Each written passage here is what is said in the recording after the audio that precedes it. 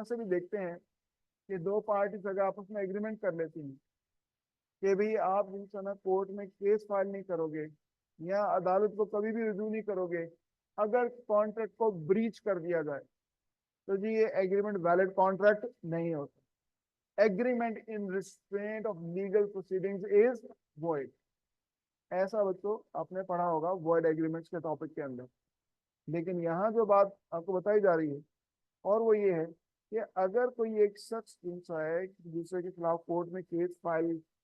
करना चाहता है और उसे पैसे देकर रोक दिया जाता है कि यार आप अभी केस फाइल ना करो,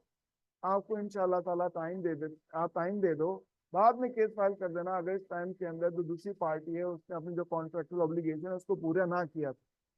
तो टाइम गेन करने के लिए अगर आप इंसानों को कंसिडरेशन देकर किसी को केस करने से रोक देते हो तो ये वैलिड कॉन्ट्रैक्ट है। ये बच्चों ये थोड़ा सा एक शेड है इसमें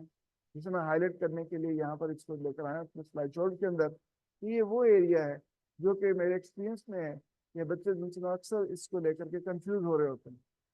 मैं दोबारा अपनी बात को रिपीट करता हूँ और वो ये है कि यदि आपने वॉइड एग्रीमेंट्स के अंदर में ये बात पढ़ी हुई है कि agreement in restraint of legal proceedings is void, कि अगर दो पार्टी के दरमियान ये एग्रीमेंट हो जाता है कि जी हम एक दूसरे के खिलाफ कभी भी कोर्ट में केस फाइल नहीं करेंगे,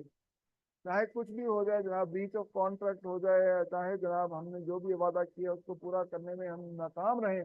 लेकिन अपने राइट्स को हासिल करने के लिए एनफोर्सेबल बाय लॉ करवाने के लिए हम अदालत में नहीं जाएंगे।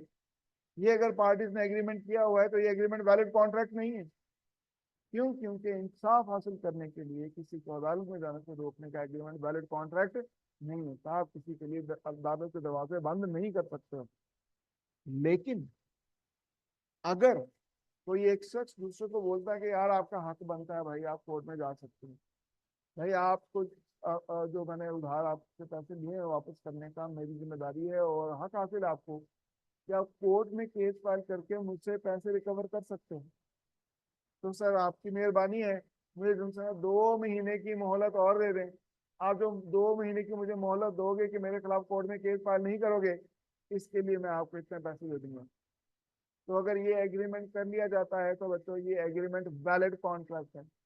हालांकि इसमें भी अदालत का रास्ता रोकने के लिए पार्टीज एग्री कर रही हैं। तो फिर सर ये वैलिड कैसे है कि जब agreement in restraint of legal proceeding is void है? ये वैलिड इसलिए है क्योंकि एक शख्स अपना हक जो उनका है वो कुछ अरसे के लिए फोरगो कर रहा है। अगर ये कहा जाए कि आप ये पैसे ले लो और वादा करो कि सारी जिंदगी कभी भी हमारे खिलाफ कोर्ट में केस फाइल नहीं करोगे, कोई भी हम बदतमीजी या की जो भी कर लें हम, आपने कोर्ट में नहीं जाना, तो जी फिर ये एग्रीमेंट वैलिड कॉन्ट्रैक्ट नहीं, कुछ अर्से के लिए रोका गया। तो याद करो इस तरह से वो अक्सर बच्चों को पढ़ाया जाता है कि जी agreement in restraint of marriage is void, कि किसी को शादी से रोकने का एग्रीमेंट कर लिया गया हो कि आप पैसे ले लो शादी ना करना, तो ये एग्रीमेंट वैलिड कॉन्ट्रैक्ट नहीं है, क्योंकि नेचुरल राइट है हर पर्सन का कोई शादी कर सकता है। हाँ अलबत्ता किसी को पैसे देकर रोक लो कि यार आपको शादी बड़ी जोर की आई हुई है,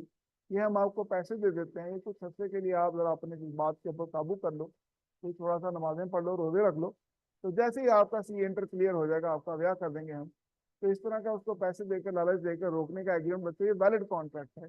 इस तरह से किया जा सकता है। तो यहाँ पर भी कुछ ऐसी ही बात मैं आपको कर रहा हूँ कि जी forbearance to sue can be a valid consideration for a contract. It is foregoing a right against consideration.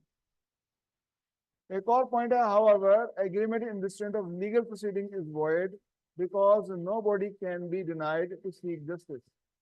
और ये बात भी मैंने आपको हाईलाइट कर दी है कि इन दोनों का मैंने कंट्रास्ट आपको समझा दिया है कि किस तरह से कोई एक एग्रीमेंट जिनसा है इन लीगल प्रोसीडिंग वॉइड होता है और